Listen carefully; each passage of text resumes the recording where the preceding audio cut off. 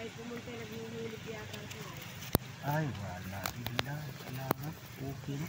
Pulyar na niya sundin. Tataas lang sa dosis niya. Oh. Basag na eh. No? Ano ibinigay sa oil?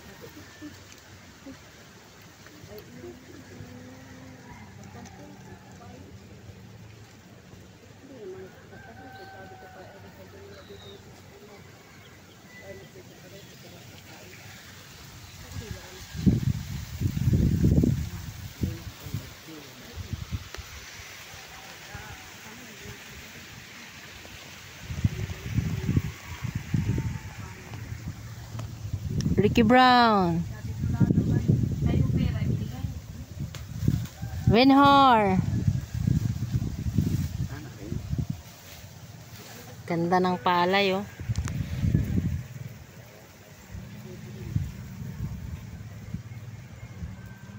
Ang ganda ng ano no. Yung sinarado no. Wala pong hayop. Okay na pala ito kasi marami pala itong natapunan ng mga organic. Ako ang nagpalagay talaga. Talagang nakalagay yun. Wala na. Okay na. Pinahakot ko dito saka doon sa kabila. Ang ganda ng Ang ganda ng pagka-green niya. Spray na lang. at saka yung 060 na lang ano po. Mga ilang kilo ito? Ay, ito depende kung kaya mo eh. Kasi manipis kasi yun eh. Ito yung mga gunuan na Ginagawa noon ay inahaluan na. ganyan lang. Parang Oo, maghahalo kasi talaga ang 0060. inahalo kasi hindi masabay eh. Kasi napakapino niya eh. Dati ilan sako po kayo dito dati? Ilan sako na harvest ninyo?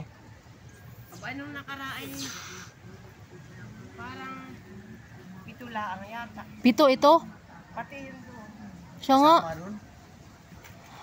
Tatay, wag mo na itong palagyan ng 0060. Pulyar lang ito. Kasi nga yung lupa niya napakaganda. Tingnan mo, hindi na nga nag-spray ng damo.